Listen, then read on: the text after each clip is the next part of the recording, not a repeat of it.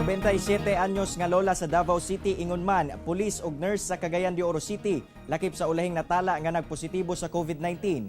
Ani ang COVID-19 updates sa Mindanao pinaagi niining report. Usa ka 97 anyos nga lola nga taga Matina Crossing, Davao City ang nalakip sa 106 ka nagpositibo sa COVID-19 niadtong Domingo.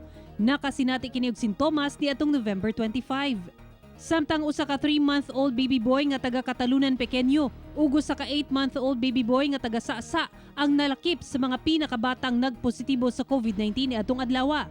Asymptomatic silang duha.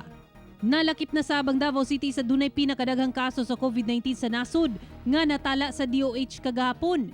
Ikaupat ang syudad nga dunay 79 ka kaso. Misa ka na sa 6,480 ang confirmed COVID-19 cases sa Davao City. 3,965 ang recoveries ug 290 ang namatay.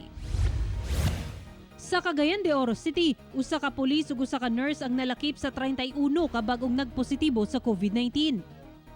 Ang 53 anyos nga lalaking pulis nga taga Lapasan ug 38 anyos nga lalaking nurse sa DOH nga taga Ipunan. Anana sa 2,365 ang kumpirmadong kaso sa COVID-19 sa Cagayan de Oro City. 1,785 ang nakarecover na ug 103 ang namatay.